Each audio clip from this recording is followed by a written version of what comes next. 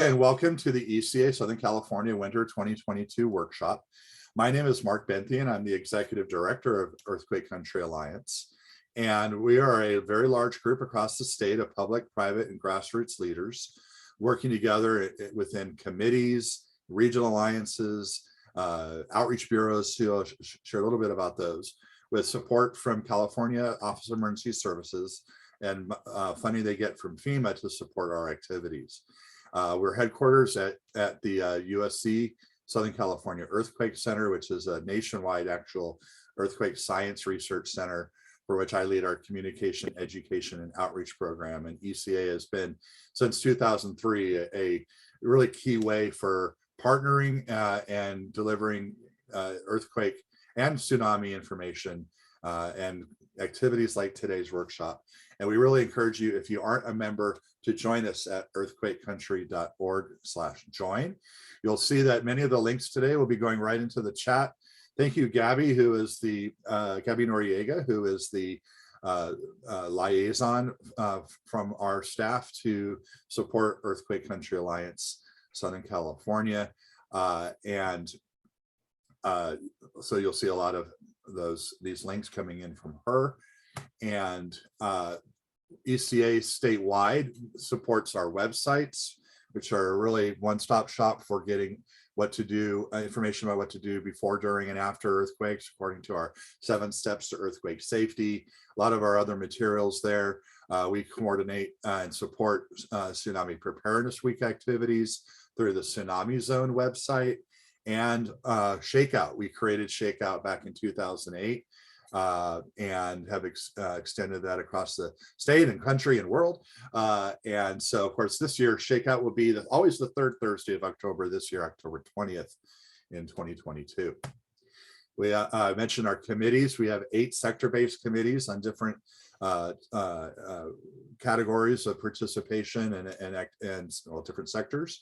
And if you are a member of one of these committees or would like to help create materials or activities for these sectors, please go to earthquakecountry.org/committees and find out how to join.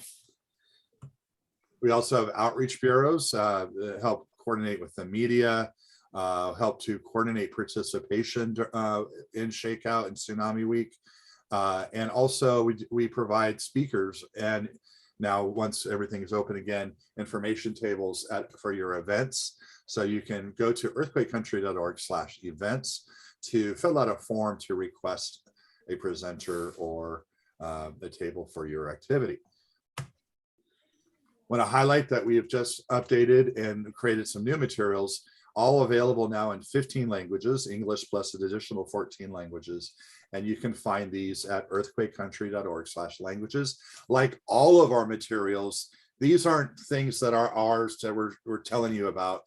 These are yours to use. We really make these available. The whole purpose is for you to take these materials and use them in your work, not have to all of us be creating our own things. That's why Earthquake Country Alliance was organized in the first place. So please let us know if you use these, if there's something else that you would like to have available like this. We'd love to hear from you with your suggestions. So now I'm going to turn over to our Earthquake Country Alliance SoCal Coordinating Committee chairs. Take it away. Hello, gang. Well, my name is Alan Hansen. I'm retired from Simpson Strong Tie, a company that makes hardware and connectors for retrofit and construction. Myself, along with my co-chairs, Margaret Vinci of Caltech and Heidi Rosowski of Golden Vision Consortium, are hosting today. I'm going to have to cut out a little bit early. I have a task to do, but also the SoCal Coordinating Committee. We do have several open positions. So please, we have the Regional Workshops Coordinator, Membership Coordinator, Shakeout Tsunami Events Coordinator. So if either yourself or anybody in your organization or an acquaintance would be interested in helping us out with one of these positions, that would be fantastic. So we are trying to gear up for 2022.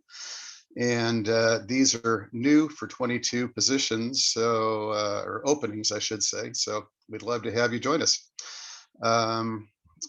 Thank you very much. And I appreciate, oh, I'm sorry, we do have several events coming up. So the Abilities Expo, Tsunami Preparedness Week, CISA, the Emergency Services Association in San Diego, ECA Spring Workshop with the mini award recipients, and our group, the Spring Knolls Emergency Response Team received one of those. ECA workshop, Great Shakeout, and of course the Fall 22 workshop. So thank you very much. And I'm going to Hey, turn Alan, it back. could I just describe a little bit more about the first item on this list? So Sure. Abilities Expo, which will be at the LA Convention Center, is a real fantastic opportunity to partner with us on outreach to people with disabilities, access and functional needs. It is a amazing experience. You get to see all sorts of vendors and the different devices they have created for people to be fully mobile in really amazing ways. Get to talk to amazing people and their caregivers, and just really, I've learned a lot through this experience and how to communicate with many different people and the right way of kind of talking to someone who's, for example, in a wheelchair. You don't stand above them, you sit down next to them. And little things like that that make a big difference. We will be there. We are looking for volunteers to join us. So if you'd like to come any of those days, March 4th, 5th, or 6th, please email info@earthquakecountry.org to let us know that you can join. We are trying to, we have a few groups that will have tables, but we're looking for individuals who can come and kind of learn and meet people and help us provide the materials and the messaging that we'll have there. So thank you. And Mark, one more thing. I'll be at the CISA event in San Diego, living in Murrieta. That's only an hour for me. So that's that one's convenient.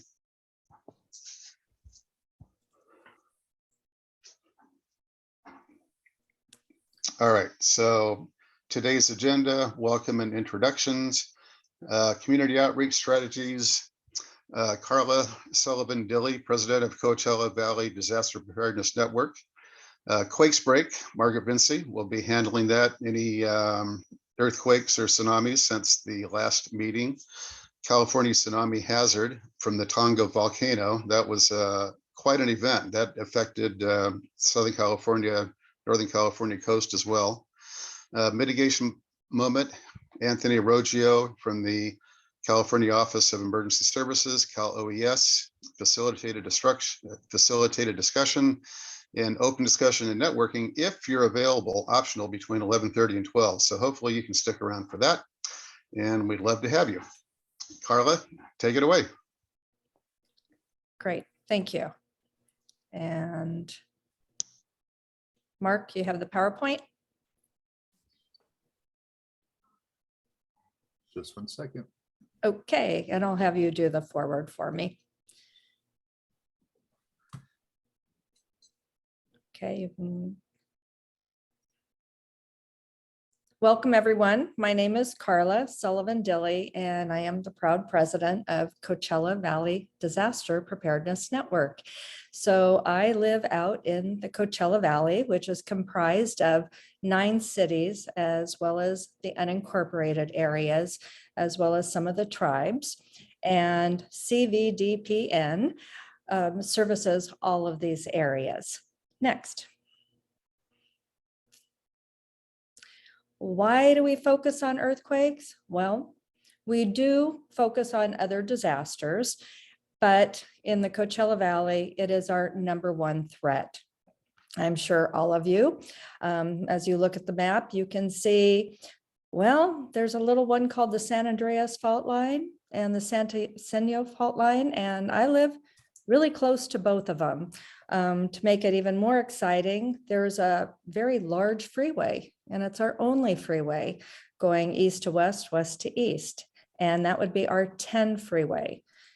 A little bit more excitement would be the gas lines that are underneath that. So should we have, and when we have a large event, the I-10 corridor will be compromised. and it's the only way in and the only way out. Hence, what we teach through Coachella Valley Disaster Preparedness Network is individual preparation. Next. So how did CVD come about? Coachella Valley Disaster Preparedness Network truly is only about 4.5 years old as far as being their own nonprofit, but it did start right after 2000, where the 10 freeway is divided and you have the north and the south. There were two different groups that were formed and they met independently. They did have some support from the emergency management department. And as things come and go, peaks and valleys, they had their strong times and then their weak times. Well, I happened to join the group when I moved out here full time and saw that they were struggling. And long story short, we were able to merge the two groups. We were not able to get any funding through EMD or any other sources. We did not even have a website 4.5 years ago. So the choice to become a nonprofit to serve the Coachella Valley has served all of us very well. Next. Our mission, and I like to focus on training, educating, and network opportunities. And if you think of that, we're a 10. We cover everything that is important. So we prepare the citizens at Coachella Valley for catastrophic events by doing these trainings, education, and networking opportunities. We also envision all the communities in Coachella Valley to become cohesive, self-sufficient entities that are prepared to meet the challenges of major disasters, both natural and human cause. Another point of focus is to let you know that we are educators. We are not first responders. But having said that, it is really important because we support our first responders, and hopefully with their limited resources, when the event happens, we can take some of the burden off of them by being self-prepared. Next. This would show one of our typical planning academies, which has been most popular. And we get sponsors for these because we do have our instructor that we contract with. However, the materials, it's a 6-hour training. I'm going to say similar, but not really to Cert. You learn everything that it takes to be able to create a plan for your community, your nonprofit, your office, and you walk away where you can fill in the blanks and you will have a disaster plan, and you just personalize it for all sizes. So it's a great way to start. Tomorrow we have session 2 of the Planning Academy, and we work very closely with the Riverside Office on Aging because, as many of us know, we're the vulnerable population, and we really need to make sure that everyone is prepared, but especially our seniors and those that may have disabilities. During the pandemic, we only stopped our in-person trainings, but we kept very busy. Next. So some of the things that we have done, we partnered with Fire Services Training Institute. There was money that was supposed to be going out to education, such as Cert during the pandemic. And as we all know, that wasn't able to happen. So Fire Services Training Institute created an incentive program where communities could register, sign up, and do engagements and educate within their communities. I am very proud to say that in the Coachella Valley, we had 11 of our HOAs participate, and we brought in, it was actually just under $200,000 in equipment to different HOAs. Where I live, we actually got over $20,000 in disaster preparedness equipment that we did not have to pay for. The very large trailer, the white trailer that you see, Sun City Palm Desert, whom we're very proud of, they have over 5,000 homes. They're our largest HOA, and they have the model disaster plan. They got 2 of these trailers because they have such a large property. You see me being interviewed. When all of this equipment started to be delivered, we needed a place to put it. And we partnered with a local storage company, Wheaton Storage, and all of the shipments came into them. And then the different HOAs were able to either go pick them up or make them available to have them delivered. So this has been excellent. Thank you. Next. We were also a very active participant with Listos California. Many people go, what is Listos? Listos means ready in Spanish. And that's what we want to do, is emergency preparedness and readiness.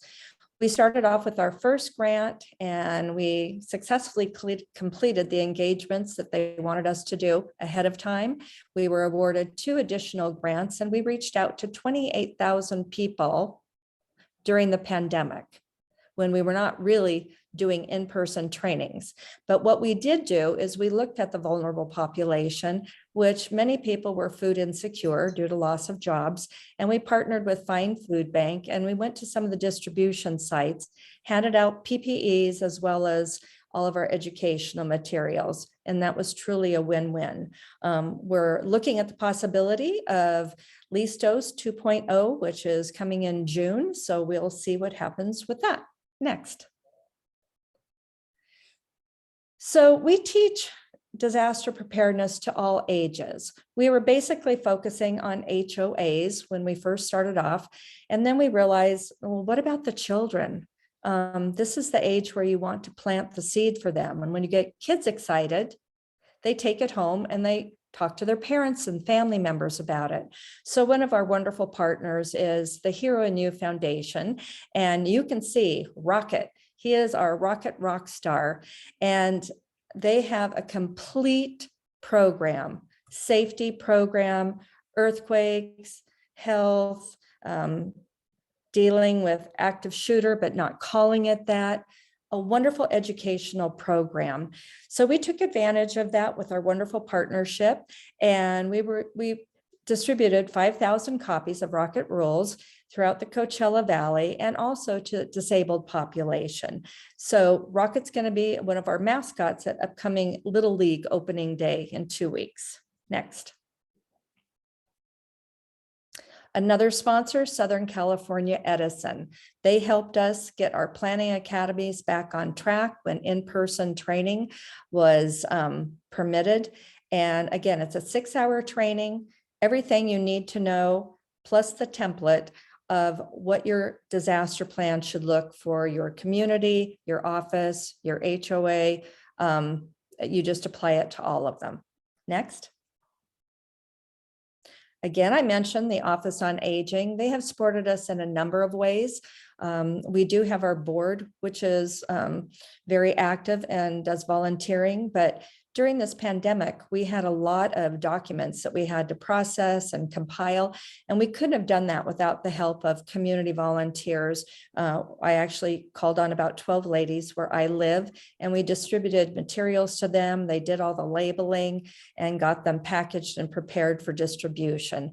So thank you again to the Office on Aging, and we'll be seeing them tomorrow at our session 2 of Planning Academy. Next. Partnership, you've kind of gotten the drift. CVDPN alone would nowhere be where they are today without these wonderful partners. And I will give a great shout out to Earthquake Country Alliance. They were one of the first ones that we made contact with. And it truly has been a win-win relationship. Coachella Valley was an uncharted opportunity for Earthquake Country Alliance, and now we are handling that and work closely with them. And again, we distribute Earthquake Country Alliance materials. We teach drop, cover, hold on, and we thank Earthquake Country Alliance very much. And we're also active participants in the Great California Shakeout. Next. Hey, Carla, on here also is the webinar that we did together last October. And I'm going to put the link to that recording of that webinar just now in the chat. I don't know if you want to say anything more about it. Other than, we're young as a nonprofit. We're continually learning and growing. And I'll be very honest, we were probably not as aware of how to be proactive for people that have disabilities. This was something new to us. And through Earthquake Country Alliance, we have been educated. And before the Great California Shakeout, we partnered and did a webinar that brought sensitivity to people with different levels of whether it's hearing loss or physical mobility. And I have to tell you, we all learned a lot from that. And my board is much more sensitive, and in all of their community plans, it is something that they have definitely added. So thank you. Next. Cert. All of the training that we do is not made up by CVDPN. We let the experts provide us the up-to-date training and curriculum, and we just deliver the product. But we do work with the 9 cities in Coachella Valley to make sure that when CERT training is available, that it is posted on our website and we send it out under constant contact. Our next class will be in the city of Cathedral City. Next. So what do you do when you have a pandemic and you really weren't planning on it? You create a hybrid CERT course because no one was allowed to gather and get together.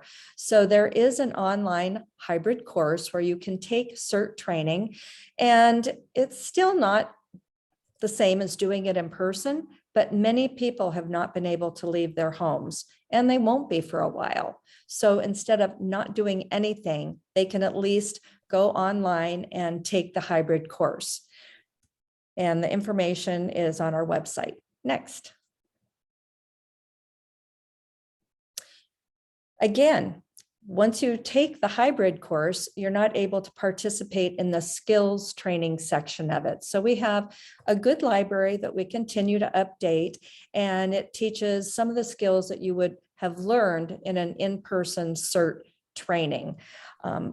For all of you that might be new to this or need a quick refresher, these are short and sweet, but very effective. So I invite you to go to our website and to our resource library. Next. Something that really, I'm going to say, changed my life. I had no appreciate about how important it is to stop a bleed on somebody, that you could lose a person in 3 minutes or less if you don't stop the bleed, and how easy some of the skills are. So this is another training that we promote and we support and we have offered through CVDPN. And again, if you don't know what stop the bleed is, you need to know. So please just look at the quick little video that we have on our website. Next. Grant sponsors, I've already mentioned them again. I can tell that you can read them. And all I can say is thank you to our sponsors for helping with the funding. Because when you're doing all this work, it's hard to go out and do fundraising. So they are the ones that are keeping us going. So thank you, sponsors. Next.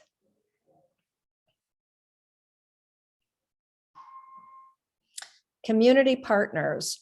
Again, we have done all kinds of educational forums where we'll bring in the 3 hospitals in the Coachella Valley to talk about what you would expect after a major event. We've talked with all the utilities and had them address the community at our informational forums. And all of these are community partners. And another big shout out is to our local Channel 3 News. They always call on us and have us comment after an event. And as you know, people and disaster preparedness, they tend to become complacent unless it's something like you and I work on every day. And through their continued outreach and keeping our Coachella Valley apprised of events and what they can do to prepare, we appreciate them and all the other sponsors. Next. So here's our board. We're tiny, but we're mighty. And last year alone, we do work with the Office on Aging where we record our volunteer hours. So as a board, we volunteered just under 5,000 hours last year to get this work done. Now, this does not take into consideration the community volunteers that helped with all the labeling the last 2 years. But anyway, we are a very active and dedicated and passionate board of directors, and I applaud my board. Thank you. Next. So if you're ready to join our team, this is how you can find out about us. And it's really interesting. We have people of all different skill sets, but together they all bring something to the plate. And, you know, it's a great place to start. So check us out. Next. How do you reach us? We're pretty easy to get in touch with. Yep, that's my cell phone number right there. And also that is my CVDPN email address. So you can always reach us. We're very user friendly. Happy to share any of our materials. Our planning academy, we did not copyright because we don't want people to have to jump through hoops to be able to get prepared. So if you have any questions, I'd be more than happy to answer them right now. Thank you so much. Thank you, Carla, and you are certainly a motivation to other cities and counties across Southern California. The work that you've done is phenomenal. So we are very, very proud of you and glad that you are a member of ECA. And again, thank you so much for the work that you've been doing. Excellent. Thank you. So next we have our quake breaks. Margaret, do we have any questions for Carla? Oh, yeah. Any questions? And it's just a reminder, because we haven't since the beginning, please put questions into the chat. And Debbie's just asked, how do we get Rocket Rules materials? And you can go to rocketrules.org. The rocketrules.org/earthquake in particular has our earthquake materials that we've worked with them to develop. But overall, you can find they do have ability to order them. You can purchase them, but you can also may be able to email to request them sent to you for no cost. But please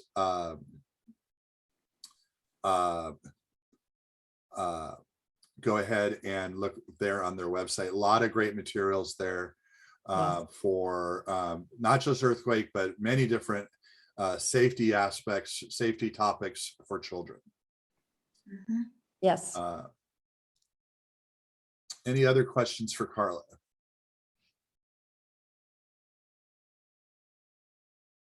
All right. Okay. Thank you. Okay, so now we'll move on to our quick breaks, Mark. You want to pull up those slides? And in the meantime, I will introduce myself. So Margaret Vinci, I am one of your co-chairs. I am also the manager of the Office of Earthquake Programs at Caltech with the Seismological Laboratory. And I'm also the regional coordinator for California for Shake Alert Earthquake Early Warning System. And so here is our quake break. Next slide, Mark. So this is the activity for November through February, following from our last quarterly meeting. So in this period, we have had 4,242 earthquakes this quarter. Most of those have been ones and twos that you don't even know about or never feel. 185 of those actually were quarry blasts. So these were non-seismic events. Our instruments, of course, pick up all ground motion, whether it's a quarry blast, it's an earthquake, it's a sonic boom, it's a nuclear blast from North Korea. Our sensors are going to pick that up too, and then quickly evaluate that it is not seismic. And then, of course, no alerts are triggered. So out of those 4,242, 270 of those were magnitude 2 and above, 30 were 3 and above, 1 was a 4 and above, and we had no magnitude 5s and above here in Southern California. We did have some in Northern California, but not down here in Southern California. So here's a list of those earthquakes that were a magnitude 3.5 or higher. We kind of set that threshold of a 3.5. That's when actually the Shake Alert Earthquake Early Warning System will trigger for an earthquake that will be of that magnitude. But then, of course, remember, you won't get an alert unless the intensity of shaking is an intensity 3 in your location. So these are events that you might feel if they're close enough to the surface. And so you can see that we've actually been a quiet quarter. Even quieter than last year. What does this mean? It means nothing. There is no pattern to earthquake. So just because we have a quiet time doesn't mean that a a devastating earthquake is coming next month. There is no pattern to those earthquakes. Out of these, the biggest was on January the 30th, was that magnitude 4 earthquake, which was down near the Palomar Observatory. And out of several of these, you can see that the shake alert was triggered in areas that had that magnitude 3.5 and an intensity 3 of shake. With that, next slide.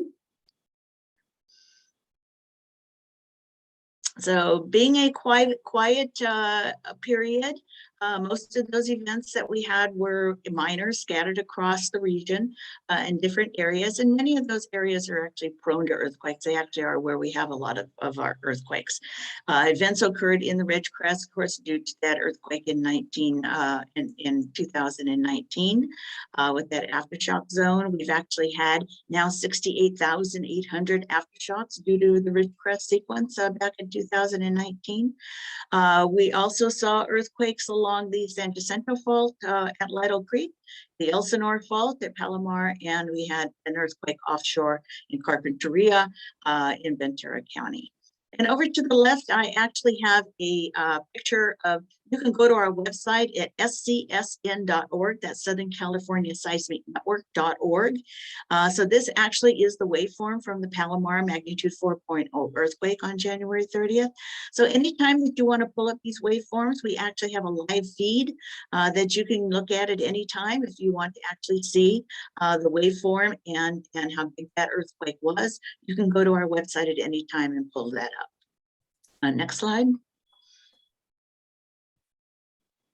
And so these are some of the earthquake resources. So after an earthquake, you can go to our website at scsn.org. scedc.caltech.edu is also a resource to find out about any earthquakes that have actually happened over the last 80 years. We archive all of those earthquakes, so you can go to that website. Did you feel it? To then be able to tell us what you felt in that earthquake. And then, of course, a reminder to download the MyShake app, Quake Alert USA app, SD Emergency, and Google Android, or these are all ways that you can receive the Shake Alert Earthquake Early Warning through any of these mechanisms. So make sure that you have downloaded any of these or have access to any of these. Turn on your notifications on your cell phone so that you will get that information when there's an earthquake, a damaging earthquake that's going to affect you. Okay, and that's it for our Quake Break. So next, I'm actually, Margaret, the other thing I wanted to mention too is this is earthquakes, but we also had a tsunami, and that tsunami was in Tonga, and it did create, that earthquake was a result of a volcano that erupted under the ocean, and then created a tsunami here in Southern California. We were affected, and of course, that's going to be our next presenter. Margaret, before we Yvette, that's going to continue though, discuss that. we do want to just give a chance for any questions as we do for each speaker, including for you. Just there was a comment, but again, please put your questions in the chat. The comment that MyShake is an excellent app for your phone, provided by Berkeley and supported by the state and powered by Shake Alert. And I'm adding that, it's available through any cell phone in your app store, and that is the statewide. There are more local ones. And any quick questions about earthquake? Well, there are local ones, but all of the apps cover California. And actually, MyShake covers California and Oregon. Excellent. Anyone have any quick question about earthquake early warning before we continue? Or any of what Margaret has shared? I also want to mention that we do have a survey. We'll put that link into the chat now. So we really appreciate you completing it. It'll take you like 2 or 3 minutes, especially just about how the workshop was for you today. But we also do ask if you have any suggestions for future topics for our workshops. And also if you're interested in any leadership role within Earthquake Country Alliance, member of our committees or other activities. So please do fill that out, and that link is now in the chat. And also, if you haven't joined the ECA, get on our email list directly. Most of you probably are, because you came today, but sometimes you've heard about it from someone else, but you haven't joined. Please join. You'll get the email updates when the recording from today's workshop are available and when these events are happening. Okay. Okay, well, I'm also going to mention with MyShake, it has a new feature. So it's actually been upgraded recently, and it has a new feature that you can click into. So if you don't want, if people that are afraid of other people tracking their GPS, they now have a feature that you can just click in and put the address where you are, and that will not be available to anybody else. So anybody that is worried about people tracking their GPS, there is a new feature on MyShake to avoid that. So talking about earthquakes, we also had that tsunami from Tonga on January the 14th. And so that leads into our next speaker, who is Yvette LaDuke. Yvette LaDuke is from the state of California. She is the Earthquake, Tsunami, and Volcano Program Manager for CalOES, for California Office of Emergency Services. And Yvette, I'm going to turn it over to you to talk about that eruption. Thank you, Margaret. And again, my name is Yvette LaDuke, and I am the Earthquake and Tsunami Program Manager at the California Office of Emergency Services. And we are the emergency management part of the overall state of California Tsunami Program. We partner with the California Geological Survey, who does the science side of the program. So they do all of our mapping and inundation modeling for tsunami events here in California. And our program is sponsored by NOAA, by the National Weather Service, National Tsunami Hazard Mitigation Program. So fortunately, tsunamis are a rare event that occurs, a rare hazard. However, when they happen, they are very devastating. Many of us have seen on the news tsunamis that have occurred over in Indonesia and Japan that have had devastating impacts on those countries. Next slide, please. So fortunately, here in California, we do not see tsunamis as devastating as they have experienced over in other countries on the other side of the Pacific, such as Indonesia and Japan. However, they do occur here on our coast. And on this slide, you can see since 2009, we have experienced 6 tsunami events up through the end of 2011. The most recent one being 2018, we had a tsunami advisory here in California, and that was from an earthquake that occurred up near Alaska off the Aleutian Islands up there, and it traveled from that area down to our coast here. The most devastating event was back in 2011. As you can see in the upper right-hand side of the slide, all of that red kind of shows the energy and impact of that tsunami as it traveled from Japan across the ocean here to California and did cause about $100 million damage to our coast here in the state. So this was a snapshot of our recent tsunami history here in California. Again, as I said, up through 2011. So next slide.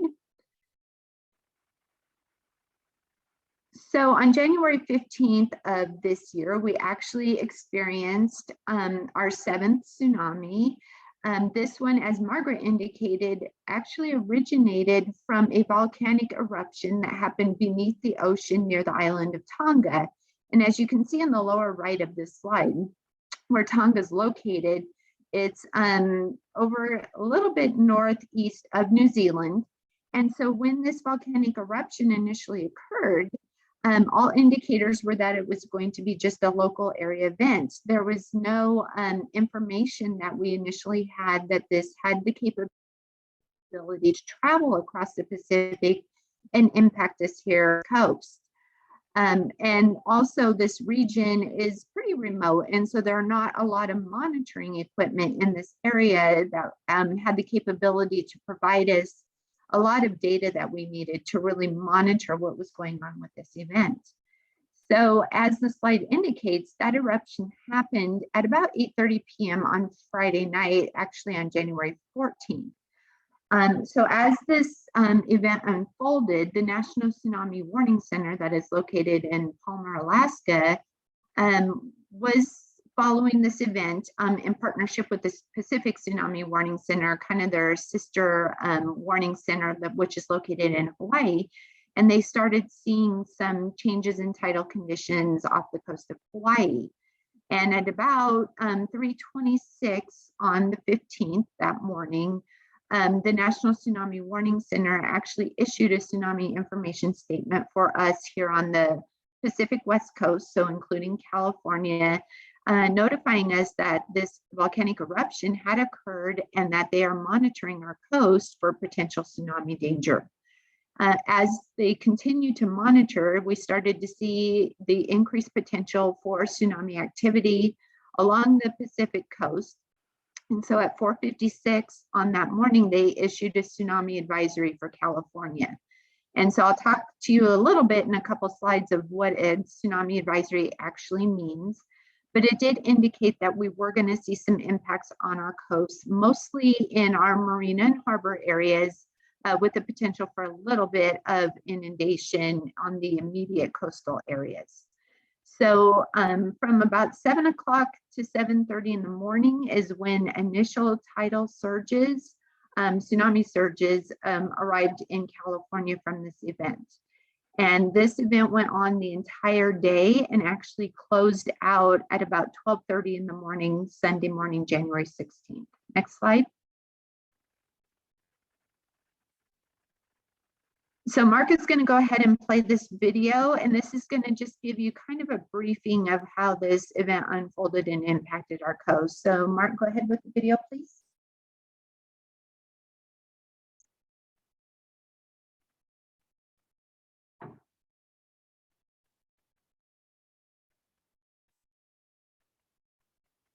We're unable to hear the volume. Is there any way we can hear the volume? Yeah, Mark? I'm trying to figure out why that's not playing right now, actually. So I'm just going to pause this for a second. The volume control is up. And I've shared computer sound. Let me just try again for a second. Of course, earlier it was working. When you share computer sound, if the video's already started, you have to unshare your screen and then share it again. Yeah, and turn the computer sound on. Thank you. Yeah, it was already set. So let me just come back in again. Try it again. Yeah, I'm not sure why. I'm sorry, but you have to completely come out of it and go back in. That's how it usually works sometimes. It was, yes. Okay, Thank you. I'm going to stop sharing for a second, and I'm going to reset the slides. Just make sure that they're working in another when it's not being shared. One moment. It's a great video, so it's worth the. Okay. I'm going to try a different approach here.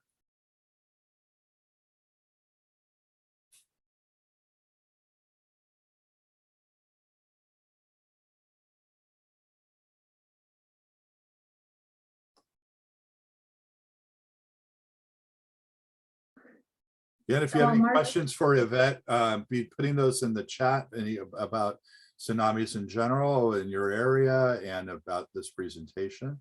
And it's gonna.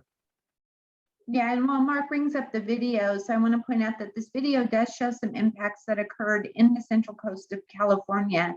So we saw the most damage occur in the Santa Cruz harbor area. They experienced about $6.5 million worth of damage.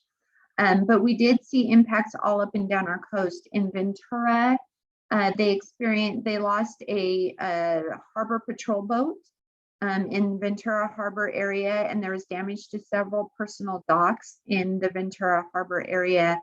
And there were a few small impacts down in the San Diego area and up in the Monterey County area. So it was really widespread from this tsunami event. So fortunately, it was mainly focused again in that harbor area and in the immediate coastal areas. So again, this was just an advisory, so we didn't see a lot of the widespread flooding and damage that we normally see from a larger tsunami event. So we were really fortunate with this one. However, some of the damage and flooding that we did see on land was a little more extensive than we would normally get for an advisory, but that is because the tsunami inundation or the main tsunami waves occurred at high tide. So a lot of times the tidal conditions do have an impact on the impacts that we see from a tsunami event.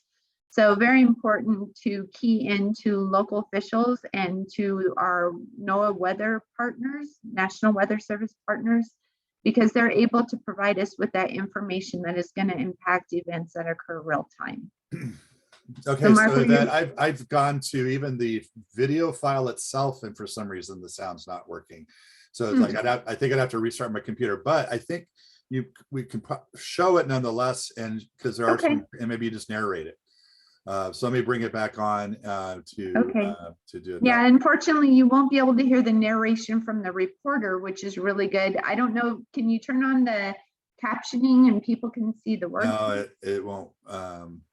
It won't work that way. But I'm sorry about this. It's a really like your PowerPoint, it doesn't work, and the file itself doesn't work. Let me just get this started again, and then we can just show it. Just 1 second. It worked last week.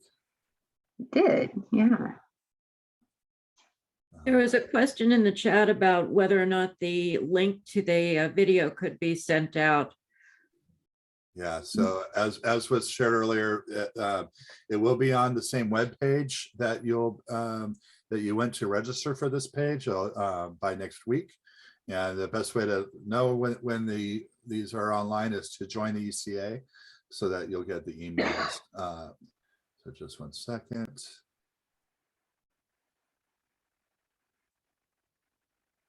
All right, so maybe all of a sudden the sound will work now, but let's see.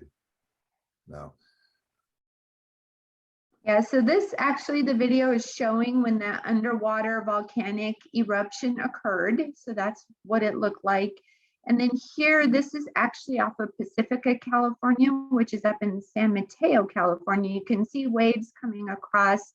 Key reason why we tell folks not to be near the coast during a tsunami event. That gentleman was very lucky to not be swept away by those waves. Very dangerous. And again, it's important to remember that tsunami surges are much more powerful than normal wave activity. Here you can see some flooding. This is actually the Santa Cruz area, where some of the water, as I mentioned earlier, actually overtopped the water line and came onshore. That's a restroom that got flooded near the parking lot in Santa Cruz Harbor areas. And you can see water actually flowing onto streets. So again, this is kind of a satellite view of how that eruption occurred. And this is showing actually in the Tonga area, where they received some immediate impacts from that event and all the flooding that occurred on their coast area. Yvette, I think you did a better job than the narrator. So. So yeah, so that's just the importance of showing, and you can go to the next slide, thanks. So this is some photos. In the upper left corner is again a photo of what we saw in the video. That's actually Tonga right there, and some of the flooding that they experienced from the volcanic eruption. In the upper right corner is some flooding here in California on one of our beaches. Lower right corner is also up in the Bay Area. You can see that vehicle that is submerged in water. So that amount of flooding did occur here in California on land. And then the lower left corner is a gentleman that was out surfing when the tsunami approached. And the important thing to remember again is that it's not a regular ocean wave. So you can't go out there and surf them. They don't have a face on them. So this gentleman quickly realized that and was actually in distress and had to end up being rescued. There were 3 to 4 rescues that we did hear about. And again, it's just a reminder that these waves are very strong, much stronger than the regular waves that you normally see when you're at the beach on a daily basis. So they're very dangerous, and it just re-emphasizes the importance of people not being near the coast. Next slide. So we've talked a little bit about tsunamis and their impacts. The next important question is, how do we know when one is coming to our coast here in California? Next slide. So in talking about how we know if a tsunami is coming, it's important to know that there's two different types of tsunami events. We have a local source tsunami and distant source tsunamis. So local source tsunami means a tsunami that occurs from an event that happened near the coast of California. So for example, if our Cascadia subduction zone, which is located off the north coast of California, if that were to erupt and create a tsunami, that would be a local source tsunami. There are other offshore faults along our coast that could trigger a localized tsunami. And so the warning signs for those, if you're at the beach and you feel strong shaking for an extended period of time, meaning, up to a couple minutes, that would be a clue that there could potentially be a tsunami coming. Also, if you see water recede, exposing the sea floor in an unusual manner, not how it normally looks when tides are ebbing and flowing on the water. And also if you hear an unusual loud ocean roar, something unusual that you don't normally hear when you're at the ocean. So if one or more of these signs occurs, we ask you to immediately go to high ground and to stay there. All three of these do not need to occur. It might just be one or two of those natural warning signs. So it's important to know what they are and to be aware if those occur, that it could mean that a tsunami is coming. And again, there may only be minutes for tsunami waves to arrive, so don't wait for official notifications. It's important to immediately take action. Next slide. So I put up this triad here that we have for our tsunamis because it's important to remember your basics when an earthquake occurs and then a tsunami occurs following that event. We stress the drop, cover, hold on for local source tsunamis that are created by earthquakes that occur off our shore, because those earthquakes can generate very strong shaking. And if they do, although we tell you to immediately go to high ground, we recognize that if strong shaking is occurring, it might be dangerous for you to immediately be moving around while there's really strong shaking going on. So we ask that you make sure that you are able to evacuate safely, because if you fall and injure yourself, then you will not be able to evacuate the area if a tsunami is coming. So if you need to, drop to the ground first and wait for the strong shaking to pass, and then immediately move to high ground and again stay there. So this Tonga tsunami lasted for 28.5 hours. So 28.5 hours, we were in a tsunami advisory here in California. So that's longer than a day. The Tohoku tsunami that occurred in 2011 was about 36 hours. So again, they can have a really long duration, and the initial waves are not always the strongest or highest waves. It may look for a while like things have calmed down and nothing else is happening and it might be safe to go back, but that may not necessarily be the case. There could still be strong inundating waves coming several hours into an event. So it's important to stay away from the shore and at high ground until local officials tell you it's safe to return. Next slide. So for tsunamis that occur from distant sources, so we talked about those several slides back, as was the case with the Tonga event, the Tohoku event, and those other tsunamis that I showed on that initial slide where they occur across the Pacific and travel to our shore. That does give us time to receive official alerts from authorities. So the National Tsunami Warning Center is responsible for alert and warning here in California, and they issue tsunami alerts based on this scale that we see on the slide. So in the case of the Tonga event, we were at an advisory level, which you can see in orange on the screen here, means stay out of the water and away from the shore. Strong currents and dangerous waves can occur near the coast. And so that's where we were at, which is why officials put out that information and communicated with the public to stay away from the water. Worst case scenario is a tsunami warning, which you can see in red at the top of this graphic on the slide. That means that we are going to have inundation on land. If we are in a tsunami warning, the National Weather Service will issue a wireless emergency alert, which all of you will receive on your cell phones. Many of you have seen similar to the amber alerts that you receive on your phone. It'll be a message like that. And it'll let you know that a tsunami is coming and that you need to move away from the coast into high ground. And that will be followed by your local authorities with additional information for your particular area. So next slide.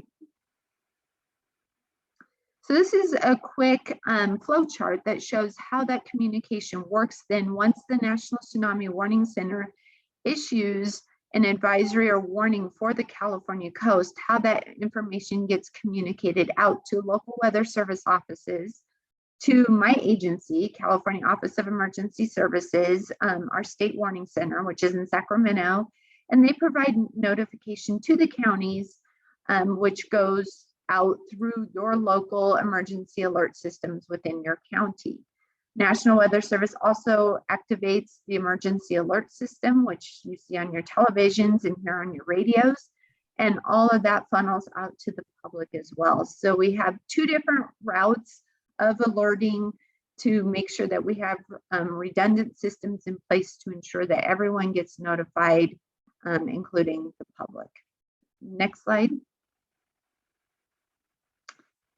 So we've talked about the impact of tsunamis to our coast and the fact that we can experience those here in California. We've talked about how you find out that a tsunami is coming.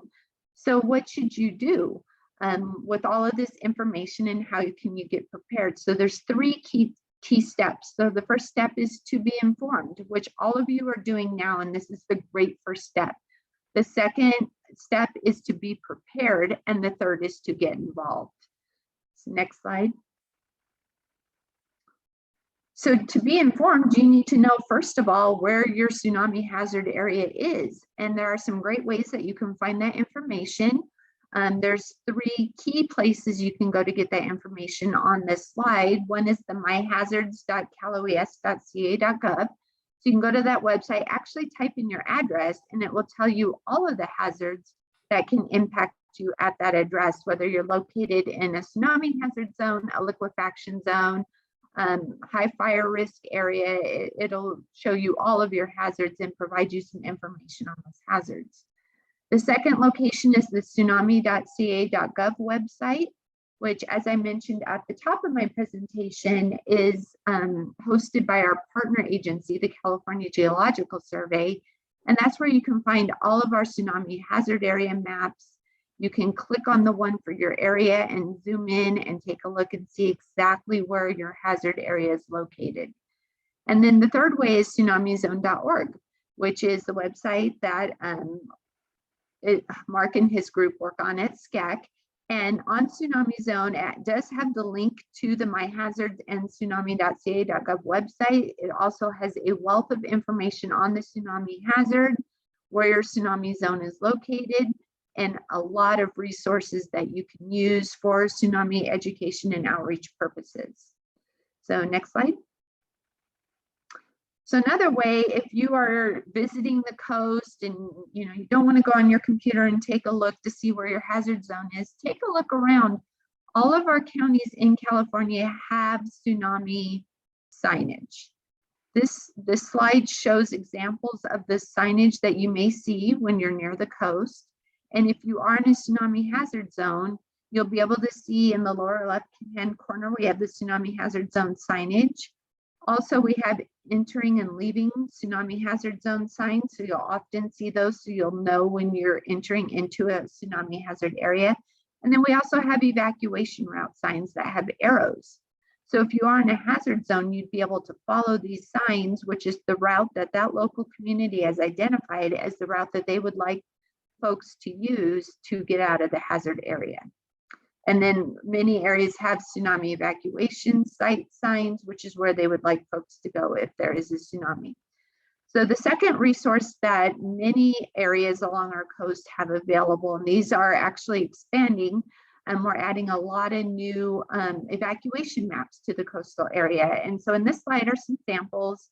The left one is one located on a restroom wall on Balboa Island. The middle one is one that we have in a kiosk near the Hermosa Beach Pier. And then on the right is a kiosk that's located in Newport Beach. So these signs show in red your tsunami hazard area, and then the blue arrows show you how to walk out of that area. So it has in black a "You are here" sign, which is a little hard to read on this, but it shows you exactly where you're located, and then you can see those blue arrows and it shows you how to get out of that hazard area.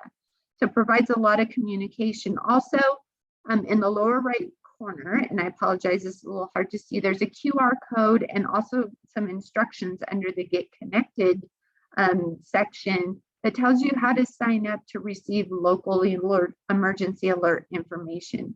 Again, it's incredibly important that you sign up to get your local alerts, because that is where you're going to get specific information as to what local officials want you to do should you need to evacuate for a tsunami. Next slide. So our third bullet that we had there is our second bullet, I'm sorry, is be prepared. So you need to know what can you do, you need to get prepared. And this is basics that we do for any hazard. We have our go kits, we have our list that we can check off the supplies we need to include in those go kits. Having a family emergency plan, having an emergency contact card that's actually written down in hard copy and included in your go bag. Because if your cell phone dies, you're not going to have access to the information that's in your phone. So you want to make sure you have a hard copy so you still have important phone numbers. And a NOAA weather radio that's either battery or solar operated, so that you'll be able to continue to get information if you need to leave your home. Next slide. So the third bullet is to get involved. We've talked about getting informed, getting prepared, and then the third important thing to do is to get involved. We talk a lot about having the go bag and being prepared, but sometimes if you don't practice things and talk about plans, it's really hard and scary to know what to do when a tsunami event does occur. To give you an example, back in 2011, when the Tohoku tsunami occurred, we had impacts in Crescent City, California, which is located in Del Norte County, our most northwestern county here in California. They actually did have inundation on land.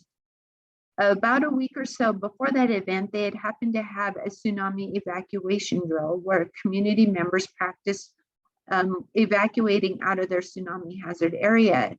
So a week later, when that tsunami actually occurred, they remembered doing that drill and it was still in their heads. So they were able to use that muscle memory and that recent memory of walking out of the area. And it helped calm them a little bit and have that confidence to know what to do when they needed to evacuate during a real event. So we really encourage folks, you don't even have to participate in an official event. You can get together with your neighbors. You can just do it within your own household. Walking out of your tsunami area, being familiar with that path, being familiar with where you need to go. We again have resources available on the tsunamizone.org website. There are booklets, there's step-to-step guides, and there are also videos on how to do a tsunami walk. And again, it doesn't need to be a formal official event. You can just put it together yourself with friends and neighbors, or you can do a more formal event. And again, next slide. Tsunami Preparedness Week is coming up March 21st through 25th. So if you do want to put together a more formal event, we highly encourage it. And if this particular week doesn't work for your schedule, you can of course schedule it anytime throughout the year. We're happy to help support it. So if you would like us to help support your event or help you coordinate the event, please reach out and contact me. I'll have my contact information on my last slide. Also, we encourage you to go to the tsunamizone.org website. You can register your event there. And that's really important, not only for us to have a good picture of what's going on throughout the state as far as tsunami preparedness, but it allows others to go in and see what events you're doing and get ideas on events that they can do in their local area. So it's really beneficial information for others using this site as well.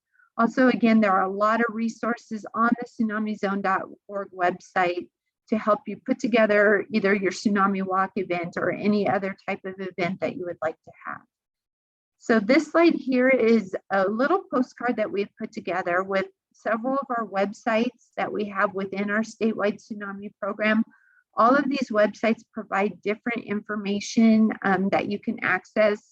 I should clarify, a lot of them have similar preparedness information, but they all provide some key unique pieces of information that are really great for you to access and take a look at.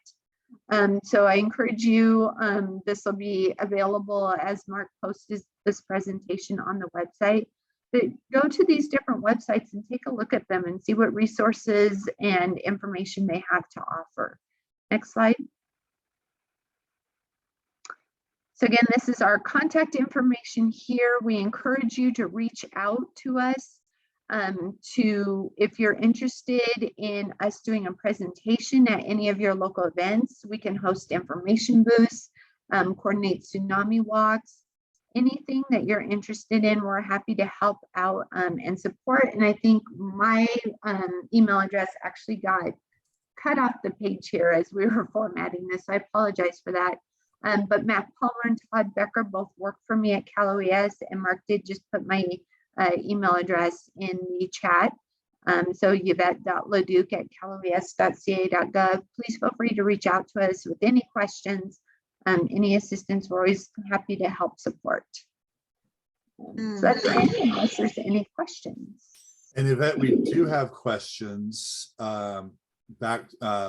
Mark Legacy did a calculation from your data, determined that the tsunami was traveling at 490 miles per hour. Is that plausible? The 11 hours and the distance, figuring that out. It says it seems a bit fast. How fast do tsunamis travel? Yeah, that's actually pretty accurate. So we usually let folks know they travel about 500 miles an hour or at the speed of a jet plane. So if you think about how long it takes you to fly from, say Japan to the US, or in this case, if you did a straight line from Tonga to the US, that's about the time it takes for a tsunami to travel across the Pacific Ocean. I'll add that it's based on the depth of the water. So at deep ocean depths, it goes fast. Fortunately, as the water depth decreases, the waves slow down. So they're not coming on shore at 500 miles an hour. Right. But they also, because it's slowing down, to carry the same amount of energy, it rises up. And that's why out in the open ocean, you might barely notice it going by, but when it comes on shore, it's built up. And it's really like a wall of water coming on shore. It's not just a little 3-foot surfing wave. It's a 3-foot wall of water that's pushing inland. And it's more like that, like a hurricane surge in a sense. That is correct. And that's an important thing to point out too. So if you go to tsunamizone.org/maritime, that is a webpage we have dedicated to our maritime communities along the coast. So if you are a recreational boater or commercial boater, or know folks that are very avid mariners, I guess you would say, have them go to the website or go visit that website. Again, it's tsunamizone.org/maritime, and it has a lot of good information. So again, as Mark said, when tsunamis are traveling through the open ocean in deep water, they are pretty much unnoticeable. You won't experience any of the damaging currents and waves that you see as they get near to the coast, because that the depth of the water does decrease, which then amplifies the waves. So they do slow down significantly. However, it is important to note that you cannot outrun a tsunami. So that's why we tell folks that it's so important. The moment you get notification that one is coming, you need to evacuate immediately. Don't wait. We need folks to get away from the water as quickly as possible. And I won't go into too much detail about maritime education, but there are a lot of things to consider if you're on a boat and you receive notification that a tsunami is coming. Unless, Mark, you have some time for me to go into a few of those factors. We did have some additional questions. Okay. Too. And one thing to add is that when when you have a deep channel leading into your coastline, it's going to keep the waves moving faster too. And that may be partly why Alan asked, why did this tsunami hit Northern California harder than Southern California when we are closer to the volcano, which is also not necessarily true, right? We have that map showing it. Yeah, so yeah, if you want to go back to the map, so there's a lot of different factors that impact the tsunami's effect along our coast. So as it traveled across, it actually hit, we actually have a timeline, and the initial waves actually hit the Carmel area, which is Monterey County first, and then kind of expanded out to Northern and Southern California as it hit our coast. So it really depends on where the tsunami originated. For example, the Tohoku back in 2011 originated in Japan and came across our coast and hit the northern coast first and then traveled to Southern California. Back in 2018, we had and also 2015, we had tsunamis that originated from earthquakes off the coast of Chile. So those events actually hit Southern California first and traveled up our coast there. And so then impacts along our coast have a lot of different impacts just based on different features along our coastal area. Unfortunately, Crescent City and Santa Cruz tend to get hit pretty hard, but we've seen impacts in San Diego, in Los Angeles, in Ventura, in the Monterey area. So a lot of it has to do with the topography and kind of the how the seafloor is off the coast, to kind of put it in simpler terms, and just, you know, how the coastline is configured, and then the tidal conditions at different locations along the coast at the time that the tsunami is arriving. And we actually do have calculations that our local officials here in California are able to run. And I did see a question, so this might kind of answer that question on what the inundation is going to look like for tsunamis. So the answer is it varies. And it depends on the particular tsunami, you know, how large that earthquake was, or in this case, volcanic eruption, what the tidal conditions are. So this particular, when these tsunami events arrived, we were at high tide. So that impacted the effects that we saw along our coast. But in California, we are actually able to run that calculation. And we have about 60 locations along our coast where we can dial in that data and make calculations. And we share that out with our county partners during tsunami events to let them know, we can actually say for this event, we're going to see this much inundation. And so based on that, they're able to take a look at what part of land within that county is going to be impacted and make evacuation decisions if they're needed during that event.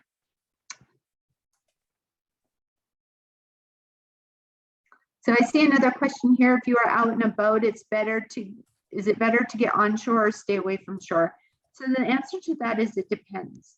So our preference is for folks, if you are not on a boat, is to not go to your boat and try to take it offshore during a tsunami. We always say just stay out of the hazard areas, stay away from the water so that you're safe. If you are out on a boat, if you have several hours, say an event is coming from Japan and we have 10 or 11 hours, if you have plenty of time to secure your boat and get to safety, we recommend that. The one thing to think about in having your boat offshore during a tsunami, so as we talked about earlier, tsunamis can last, you know, up to a couple days. Again, the Tohoku in 2011 was 36 hours. This one was 28.5 hours.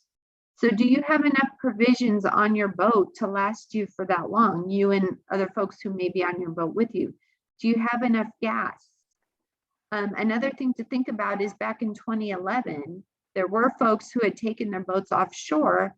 The Crescent City harbor area was completely destroyed during that tsunami.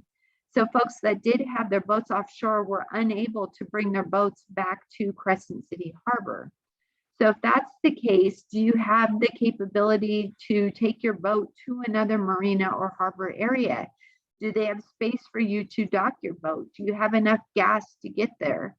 You know, there's a lot of things to consider. So it's really important, if you are a boater, that you have a plan, that you talk to your local harbor officials. Do you have communication capability on your boat? Unfortunately, back in 2011, our Coast Guard partners had to do several rescues of folks that had taken their boats out to sea during that event, because they didn't have the capability to get to another marina or harbor area where they could safely dock their vessel. So there's a lot of things that you need to consider. And again, if you go to tsunamizone.org/maritime and take a look at that maritime website, there's a wealth of information on there. It gives boaters a lot of preparedness information and a lot of things to think about in making sure that your vessel is equipped with communications and resources should you be stranded at sea during a tsunami. But again, if you're not on your boat, we recommend that you don't take your boat offshore. We should move on. Thank you so much, Yvette, and all the great questions. Margaret? Yeah, thank you, Yvette. I mean, this was a lot of good information that I think we normally don't have time to cover all of that. So these are great questions. It was also a great example to have Tonga, that these things do happen, especially with offshore events. And that's what's mostly going to affect our coastlines, are those offshore events that are going to occur. So I want to introduce Anthony Roggio, and he is also with Cal OES. He is the Southern Region Lead for Hazard Mitigation Specialist, and he's going to give us an overview of the Cal OES Hazard Mitigation Program and its opportunities. So Anthony, take it away. Thank you, Margaret. Hey everyone, Anthony Roggio with Cal OES. Thanks for having me today. Just gonna, take a brief few moments here to kind of go over our program and what it is that we offer our state partners. So as Yvette alluded to earlier, Cal OES is the Homeland Security Emergency Management Agency for the state of California. My branch specifically is there to assist with long-term resiliency implementation of projects that reduce loss to life and property from future disasters. That's what hazard mitigation is there to do. So today I'm going to talk about just a few things that we can offer folks that can help to make us a stronger, more resilient community in the future. Next slide, please. So what is hazard mitigation? As it states there on the screen, any sustained action taken to reduce or eliminate risk to life and property from natural hazards. Natural hazards is the key there. We do get a lot of interest in our program for man-made hazards, which we do not address in the Hazard Mitigation Assistance branch. We are looking specifically at earthquakes, tsunamis, heat events, flood, fires, anything that is naturally derived. That's a hazard situation that we can help to address. So what we do specifically is we manage and administer federal grant funding available through the following programs. There is the Hazard Mitigation Grant Program, which is specific to a presidentially declared disaster event, which we have no shortage of here in the state. It seems as though every year we have a large-scale wildfire or something that will trigger this program to become available to our state partners. There's also 2 annual appropriations from Congress. One is known as BRIC, the other one is known as FMA. BRIC is there to kind of handle some very large-scale building and resilience infrastructure projects, and the FMA program is specifically to floods. So we help administer those grant programs and help build up projects that will, make us more resilient. So who can we help?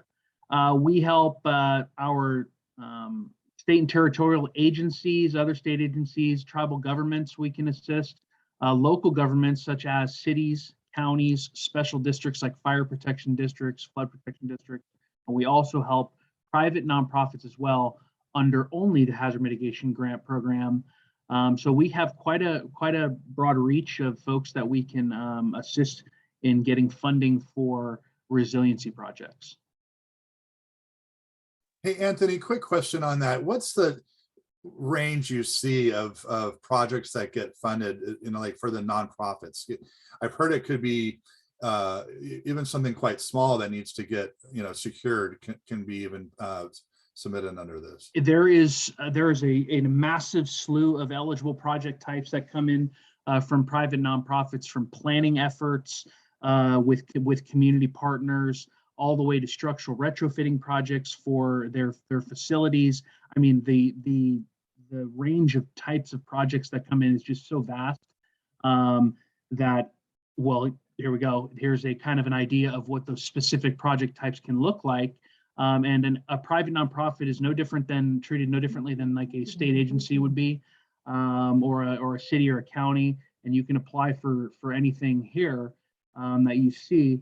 I know this meeting today is specific to earthquakes, so structural retrofitting of existing facilities, non-structural retrofitting of, keeping things from falling inside of buildings, tsunami prevention, vertical evacuation towers. We've seen some of those. We see earthquake early warning systems all the time. A lot of those being effectively implemented in Southern California. One was funded at the Cedars-Sinai Medical Center. An effective early warning system was put into place there. The city of Long Beach is looking to do some additional earthquake early warning systems in their schools. Just a lot of great opportunities for cities and counties here to help. BRIC, I'm not going to go into the details here. This is that annual funding appropriation that kind of touches on some different activity types. Like one, for instance, building strategic partnerships is something, building code adoption and enforcement activities, specific to maybe seismic retrofitting and whatnot. That's all kind of considered under the BRIC program. Next slide, please. We're also looking for, this is a big push lately, is climate resiliency and adaptation projects. Projects where you can implement a mitigation action while simultaneously benefiting the environment, not necessarily benefiting the environment, but not doing adverse impacts to it. Doing some kind of mitigation action that can,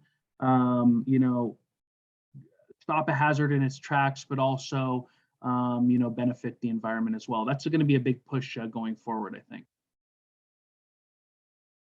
Wildfire mitigation. I know this is not a wildfire thing today, but it is arguably our most clear and present danger on a regular basis here in the state of California. Large-scale fires that are wiping out, entire cities. That's a big push for us as of lately. So I know we're here to talk about earthquakes today, but we should keep everything on our minds about all the hazards that we do face, and wildfire is a big one here in California. Another grant funding opportunity that comes up is the post-fire mitigation annual funding opportunity. This is just a small pot of funding that comes around every year that kind of is an accumulation of fire management declarations over the course of the last year. Just provides a little additional funding that we can use for more mitigation activities. So really no shortage of money to implement mitigation actions. So that's my brief blurb on our program. This is our contact information here. You can reach us at hma@caloes.ca.gov if you'd like to ask any questions about anything regarding the program, how to gain interest, whatever. You can also visit our website where you can submit a notice for a project that you're considering. We look forward to hearing from anyone who has any interest in, in being involved, and we certainly would recommend doing so whenever possible. I know we have many nonprofit partners, people with nonprofit organizations, as well as government. And so I know last week on our ECA Bay Area call, you mentioned that you do have an email list people can get on. Yes. Notification of when the opportunities are coming up, when to apply, et cetera. You got that right. Go to that website that's listed right there, and there will be a hyperlink on the page that says get on our mailing list. So follow that website and you'll be able to get on our list, and we'll shoot out regular, regular public information blast telling you this is what's going on. This is what's, this is what's next. Here's another opportunity for funding. Great. Do we have any questions for Anthony? one statement from Ron Scott, one of our former local weather forecasters from NBC, Fritz Coleman, has referred to California as the Acts of God theme park. Boy, I could not agree more with you on that. We are certainly the place where everything crazy seems to happen as of late. Yeah, I'd be happy to take any questions if there are any. We do. Megan, you've raised your hand for a question. Yeah, hi, I'm Megan Stanton and I work with PG&E, and we've been trying to implement earthquake early warning technologies at our buildings. And so while I'm not looking for grant funding, but I am looking for what Cedars-Sinai and the school district are doing for those earthquake early warning systems, because we're kind of having trouble locating a partner to help us implement some sort of systems at our facilities. Right, that's a great question. Thanks for asking that.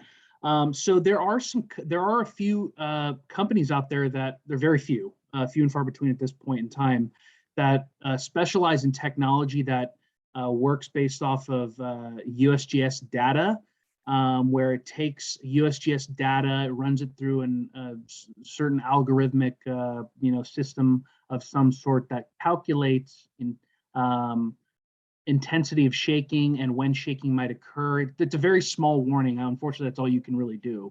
It's usually 30 seconds to 45 seconds, maybe in advance. It sends that USGS data goes to this system that is in place at a facility that then determines whether a certain threshold was met for a broadcasted alert to go out through its intended channels. I don't have, off the top of my head, I don't have those names of those companies that do them. I think one is known as Shake Alert. I think another one's called, oh gosh, I can't remember. Anthony, so this is Yvette. So earthquake early warning is actually a part of my program at Cal OES. So if you put your email address and phone number in the chat, I can hook you up with our Perfect. earthquake early warning program, and they can provide you more information. Even better. Thank you, Yvette. I Yes, appreciate you. and I, Margaret, am also the regional coordinator for Shake Alert Earthquake Early Warning. I helped Cedars-Sinai implement their program, as well as some others across Southern California. So as Anthony said, you can go to our website at shakealert.org. On there will be a list of the companies that do have a license to operate to implement Shake Alert into your facilities. But this is something you can also do yourself, or if you have somebody else that cares to implement it, contact us so that we can hook them up and get approval from the USGS to be a license to operate and implement that Shake Alert into your system. But if you need any information on that, you can also contact me at Vinci at caltech.edu. And so we are the implementing, working with the state of California as well to get you that information that you need to have. Thanks, Margaret. Yeah, we had started working with Everbridge, but Everbridge can't do what we were hoping to do. Yes. And so that's why I was like, if somebody else has already done what we're trying to do, then Yes. that'll help point us at the proper vendor to Yes. get to our goal. Yes, and those vendors are listed at shakealert.org. Just look under license to operate, LTOs, people that have a license to operate. And there are now 11 of those that are posted there, and you can contact any of those. Or again, you can contact me or State of California to get additional information. Great, thanks so much. Mm-hmm. Excellent info. Thanks, Margaret. That's perfect. Uh-huh. Probably part of the reason why we're here today, so that we can all kind of, Yes. get the right information to the right people. So. Yes, and we all work together. So the state of California is a partner with Shake Alert, with the USGS, with Caltech, with the universities and UC Berkeley as well. And so we are all a happy family that works together to get Southern California implemented with Shake Alert. And it's not just for public alerting, but for automated operations. So to be able to turn on a PA system, voice activated voice system, open doors, open gates, being able to slow down trains, those types of things. And so it is the public alerting plus the automated operations to prevent the damage before it happens. So we're all in this together to work together. And so we actually, does anybody have any more questions about today's presentations? If not, we're running on time at 11:30.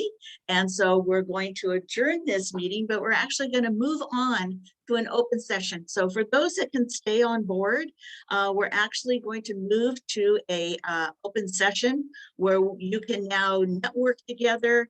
You know, in the past, we've been able to do face-to-face meetings. So we had networking was a big part of our Earthquake Country Alliance meetings, was the network, to share what we're all doing with one another. And so we're allowing this time between 11:30 and 12 for those that can stay on to be able to then introduce yourself, meet new people, share any information that you need to have, and talk about that. I will say that our next meeting is on May 11th, again from 10 until 11:30. So mark your calendars for that. And the upcoming Abilities Expo, we want to remind you of that. Anybody that wants to assist with that, please give us a contact. Let us know if you want to even go and help us work the booth with that event. It is the week of the 4th, 5th, and 6th. Correct me if I'm wrong, Mark, but March 4th, 5th, and 6th. And then to remind you to complete the survey that was posted in the chat. And anybody that's interested in joining our team for Southern California with some of those positions that are open, please let us know about that as well. We welcome you to be on our team moving forward. So we are now going to say goodbye to those that have to leave us, but to those that are staying on board, welcome. And we are now going to open this session for anybody that wants to introduce themselves. Just come on board and introduce yourself. Anybody that wants to share what you're doing in your community, in your organization, any questions that you might have about today's meeting, and also any future topics. If there's any topics for discussion or presentations that you're interested in, we'd like to know about that so we could add them to our agenda for future meetings. So I will now open the floor. Margaret, just to also mention, it's on the screen. We're going to put it again in the chat. There is a survey for today's workshop. Please do right now, click that link and you can complete that while we continue talking, and do stay on. And as Margaret said, introduce yourself and share what's coming up, and we can ask further questions on anything to do with earthquakes and tsunamis. Mm-hmm. In fact, I'm going to stop sharing screen, and you can look at gallery view and see everyone talking. Yeah, and continue.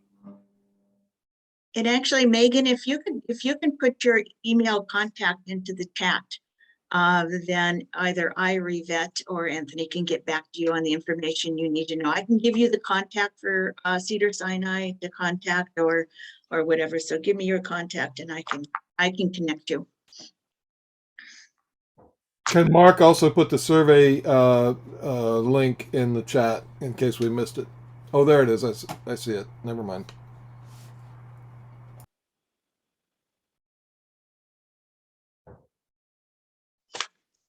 And Megan, I will say that actually, Jen Strauss and Talib at UC Berkeley actually were working with PG&E before We worked with COVID. her a lot. Yeah. And so she would be your contact person for Northern California to then get any information on who she was working with up there with that. But Okay, we that can sounds certainly good. connect you with other people besides Cedar.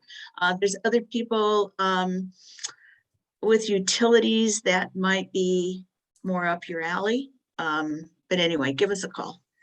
Yeah, we were trying to do a PA broadcast based off earthquake early warning for larger facilities like our headquarters, where there's lots of Okay. people, to give them just Uh-huh. that 5 to 10 seconds if they could get it to make safe, and Yeah. then potentially lead into we had started to try and do an elevator recall one, but the company we were working with in our previous headquarters had gone out of business. And so we'll probably try and restart that one again, but we were starting with the PA system because we'd gotten the approvals from the fire Right. department and such Okay. to do that. All right. Yeah. Then one of the vendors already on that list at shakealert.org actually they are doing many of those types of things.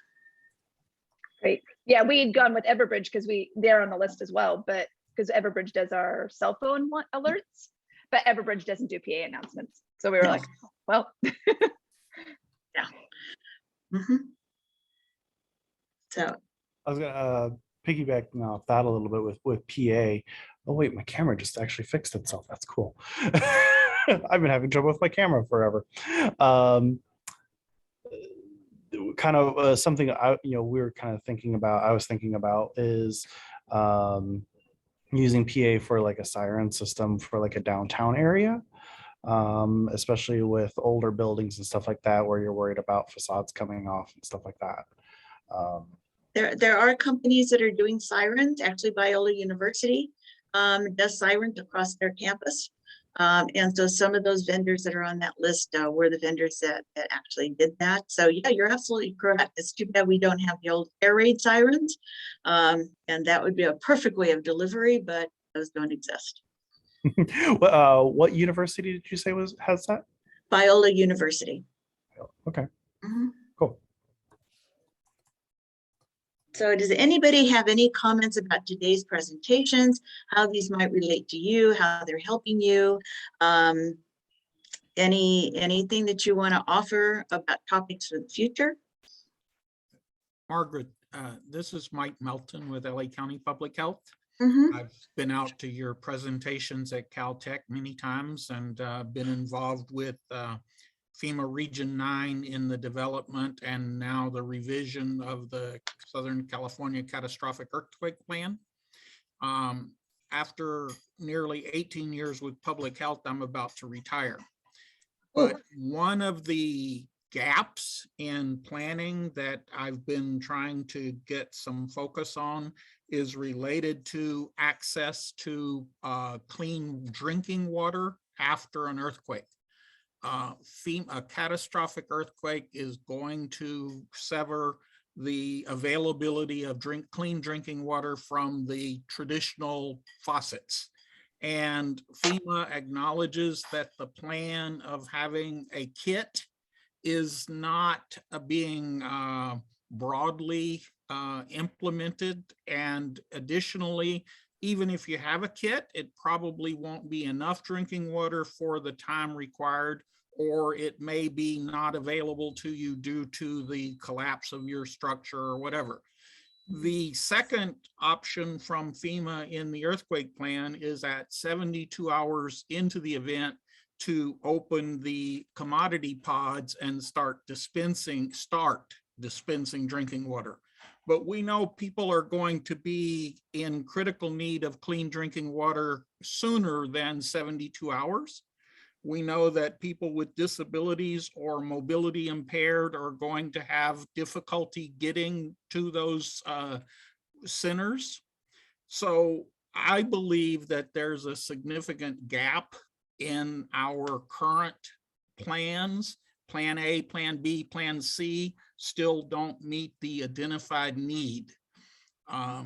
So there's different possibilities, but one possibility that I think hasn't been adequately explored is preparing people in advance of the emergency and preparing our public information capability to tell people how to decontaminate water.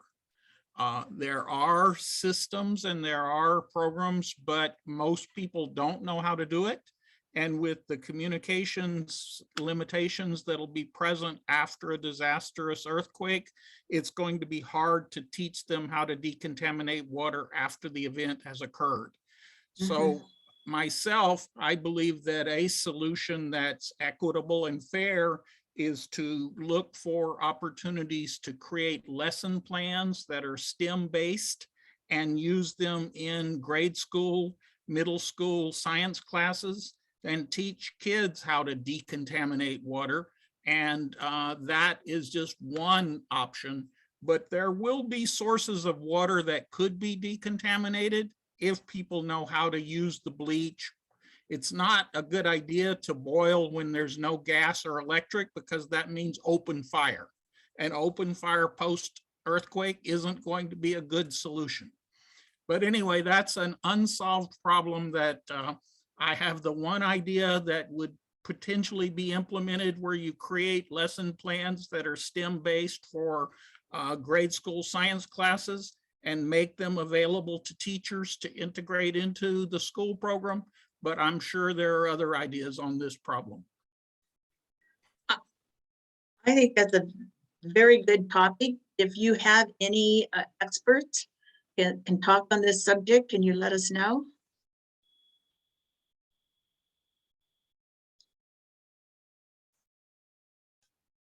And this is something we always stress in our presentations, our education on preparedness is water. Water is key. If you don't have anything else, you need to have stored water, not for 3 days, but for 3 to 4 weeks, if not longer. And of course, using those barrels to store it in for long term, having that water, and this is a key thing.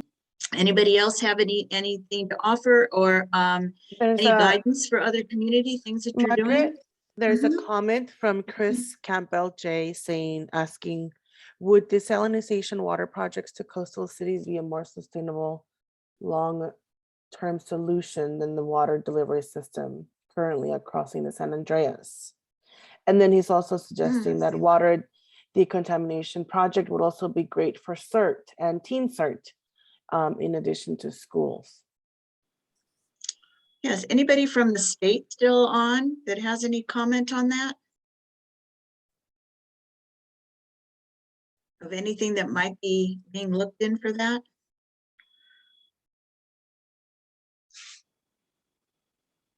Okay, well, we can capture these comments on the desalination of water. That certainly is something, of course, San Diego is doing.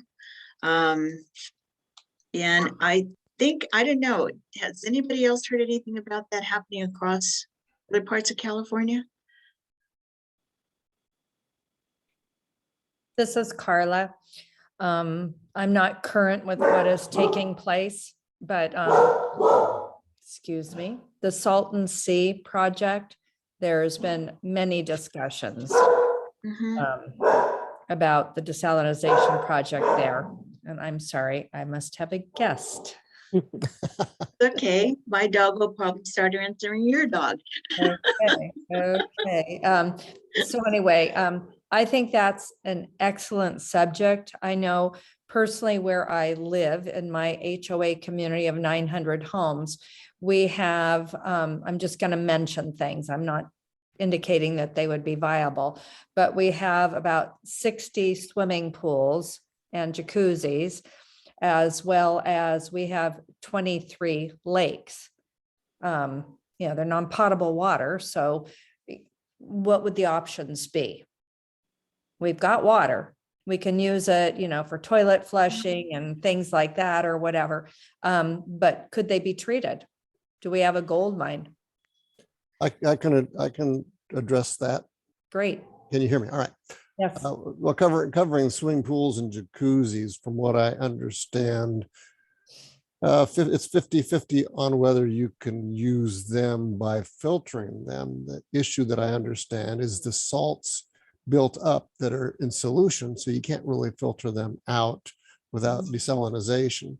So swimming pools and jacuzzis would best be used for, as you mentioned, toilet flushing, washing hands and things like that. And fires, putting out fires. Putting out fires, yes, for sure. You want to introduce yourself? If you make a comment, can you please introduce your name and your organization, please? Oh, sure. Ed Langmaid. I'm with Cert in San Diego, as well as our community emergency response team in a small community called Tierra Santa. One thing that we have been doing is in their regular newspaper, as well as through Nextdoor, is just putting out a periodic reminder to people about the most important things to do to prepare for a disaster. And quite often we tell people, don't do anything before you have enough water, because if we tell them to do 20 things, they're not going to do any of them because they will be overwhelmed. But if we can get them just to focus on water, which is the most critical thing, once they have water, then they can move on to other things like food and shelter, et cetera, and disaster plans. And our first priority is to remind people not necessarily to replace their water heater with a tankless water system, because they lose 50 gallons of potable water right off the bat. So we do mention that in our communications to the community. Just thought I'd pass that on. That's plan A is the water tank. And we tell people to have a plan B and plan C as well. Water in their car, in tote pans. So if they do leak, you have them. And also backup water supplies and maybe a water filter. So if you do have a lake nearby, which is better water than I understand than swimming pool water, as long as you can filter out the viruses and bacteria. So that's what we tell people to do. Water first, don't do anything besides water until you've got your water ready. Thank you. Yeah, and this is not just for earthquakes. This is for all disasters. If we see the recent floods, if we see the recent fires, if we see debris flows, these have all been, water has been an issue.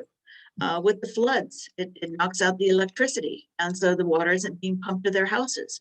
And so we've seen this all across the nation where water has been an issue. Look at the town in Michigan, where the water was contaminated. And those people then had to walk blocks to get to pick up half a gallon of water and then walk back again.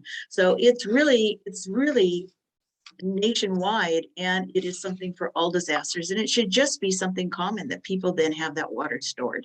And of course we now have to have the 50-year can. Of course, we don't know till after 50 years how well that's going to hold. But my husband was in the beer business, and I have cans in my garage that are over 50 years old, and the cans have been just fine. The beer is no good inside, but with water, we don't have to worry about that. So there are different resources. So this might be a good topic to revisit at one of our meetings of the different ways that we can utilize water after a disaster, or how we need to store that water and what water we can be used, and how to purify that water. I have not been able to find anybody in the last 10 years since the Northridge earthquake, so 20 years, going back to find out that there, that with earthquakes, there is certain viruses and certain germs and certain things that are in that our regular ways of purifying water don't work with that. And so, but there is no research on it. So, but this would be a good topic to revisit because it's so important to keep in people's minds. Yeah. We forget the things that we normally do with our preparedness presentations and forget that these things are important, well, as building mitigations. Mm-hmm. Yes, and Chris, the comment about Catalina, this has been a huge concern for them because they are so isolated, and how are they going to get that water? So working with Catalina, and they are our partners also, these are some of the things they've expressed with us over the years, is water and getting that water to Catalina. Okay, anybody else have anything to share? Any projects you're working on? Michael Melton has his hand up. Go ahead, Michael. I'm just going to mention that the desalinization discussion won't solve the problem of the last mile.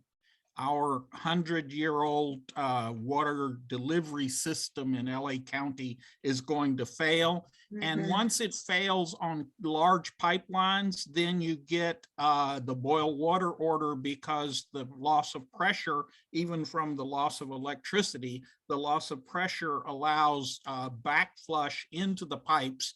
And now you can't use water even when it starts to flow for a certain amount of time. Another factor is that not only are there various methods for decontaminating water that people aren't so familiar with, like how many drops of bleach, how do you clean the container before you put the water in to do the drops of bleach, the use of solar exposure in a glass bottle for 6 hours decontaminates most water. A lot of people aren't aware of that solar exposure. We do have lots of sunshine. And so I did prepare a pretty extensive report on this and presented it at LA County Public Health Science Fair a couple of years ago that they do annually. And I can share that, Margaret, with you. Maybe I think I have your email address. Mm-hmm. And it identifies what CDC and some other entities like the county that Seattle is in Washington have posted about water decontamination processes. But it's kind of a two-part problem. First, you have to decide which of the various sources of water that are available to me would be best for me to decontaminate, as was brought up, the pool water versus the lake water versus the water heater water. And second, which of the available decontamination processes should I use, or perhaps even a combination of them, where you use filtration and then bleach. And so there are some good problem-solving issues there. The World Health Organization actually has some of the best literature on this, because countries where clean water wells aren't readily available and you can't rely on the tap, they actually already teach these problem-solving methods in their schools. It's just we're so well accommodated by our utility that we don't put any emphasis on this problem until the disaster happens. But anyway, Margaret, I'll send you an email. Yeah, no, please do. This would be a great topic for discussion. Yeah. Yeah. So anybody else want to introduce themselves so that we get to know who you are? I know there's still about 63 people left online, which is wonderful. So we'd love to know who you are. So anybody who wants to introduce themselves, go ahead and speak up and let us know where you're from. And Go ahead, Anne. You have your hand up. Oh, hello. Thank you so much. Wonderful information today. I'm Ann Nolan from Altadena, and I am the chairperson of our Altadena Map Your Neighborhood group. A lot of, I should say, stakeholders in Altadena have been getting together recently to start a catastrophe response committee. And so the information from Carla has been particularly interesting to me. So I'll be looking at your website and Great. look for some help on how we're in kind of a dead zone in Altadena. As part of LA County, we're unincorporated, and we don't really have any one supervisor who is oversees our emergency preparedness or emergency systems. So we're working on this now. We just started a couple months ago.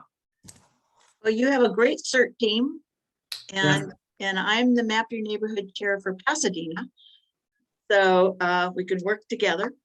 And yeah, you have a great active group up there for emergency preparedness. Yes, and we have quite a few community leaders involved in this new committee that we've started. So I will, I'll be sharing the recording of this workshop with them too, because I think I wish more of them knew about it. So great. So thank you so much. Question for you. About how many people are you talking about? On our group, in our group, about 15. Okay, and then it encompasses a neighborhood of about how many households or members? Oh, Altadena. Well, I know Altadena, but what the segment you're talking about? We're talking about our whole town of Altadena. Okay, okay, all right. Whole town. We have a town council in Altadena, and 3 town council members are on our That's good. catastrophe response group. That's great. So yeah. So thank you so much. Yeah. Thank you. Yeah. Anybody else want to share? We have about 3 minutes left. So if anybody else wants to share, introduce themselves. So we get to know. I have a title for the water talk. Oh. Water everywhere and not a drop to drink. Oh my God, I love that. I didn't make it up. I've heard it before, but anyway, it's very appropriate. I'm sitting in my home right now and I've got swimming pools to my left, my right, across, and a huge lake. But if you don't know what to do with it, that's not a good resource. No, and the other thing we could also add to this is how to do with that. So you've got a pool. We tell people to use their pool for, they can pump the water into their house to use it to take a bath, to take a shower, to use for that type of thing. But how do they pump it out of their pool? So this is something else we could add to this, is how you're going to use that water if you're going to pump it and use it for those types of things when the pipes are broken. And can't use them in an earthquake. So yeah, good point. Okay.